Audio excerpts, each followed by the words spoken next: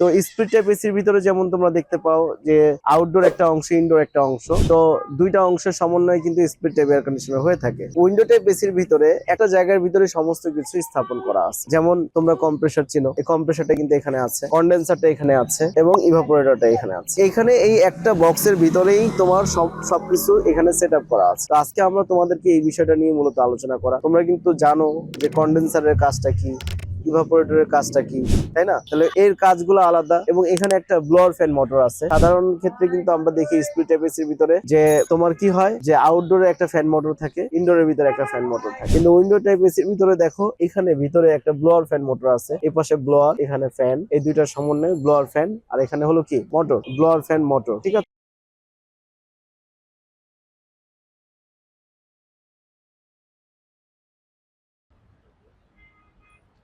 দক্ষ হয়ে বিদেশ যাব।